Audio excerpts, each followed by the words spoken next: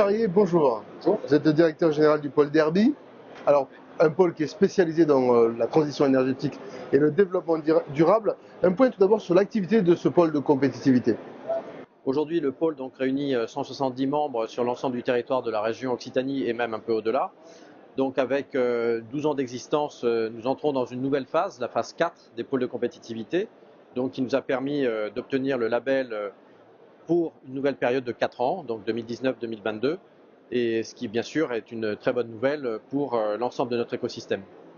Alors aujourd'hui, cette nouvelle phase 4 nous permet aussi de réorienter un petit peu et de revoir notre positionnement.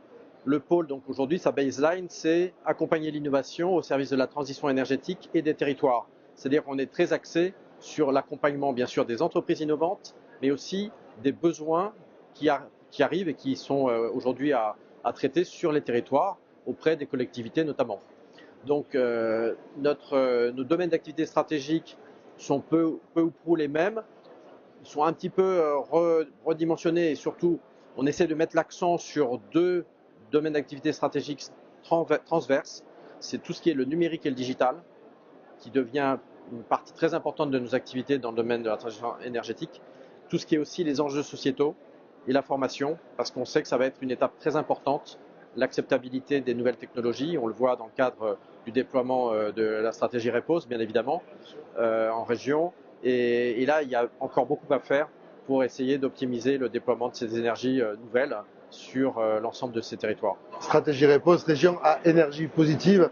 Combien de projets déjà accompagnés par le pôle Derby? Alors, projet accompagné à peu près 300-350, projet financé 175 pour un montant d'environ 180 millions d'euros depuis donc la création du pôle.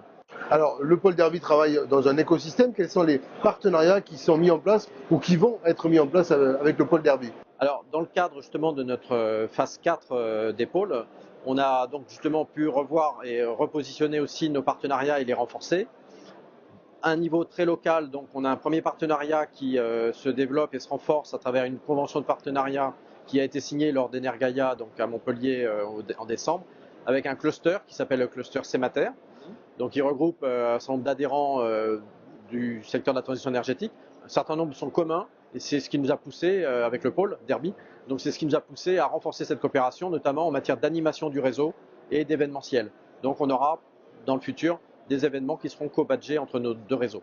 Très bien. Les perspectives du pôle Derby? Alors c'est aussi donc des partenariats avec des pôles de compétitivité en région Occitanie qui sont déjà existants, hein, le pôle Aqua Valley, le pôle Aerospace Valley, les clusters digitaux, donc bientôt donc on aura l'annonce du grand cluster digital qui reste un partenaire clé aussi pour nous, et également des partenaires qui vont être en périphérie de la région, qui sont des pôles de compétitivité en région Nouvelle-Aquitaine ou PACA, qui vont s'associer aussi à un certain nombre de nos actions pour avoir un développement encore plus fort, notamment des thématiques fortes.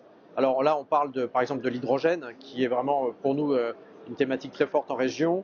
On parle éventuellement aussi de l'éolien offshore flottant, que l'on espère évidemment voir poindre de façon très massive en région, parce que c'est une filière d'avenir en matière d'emploi pour la région.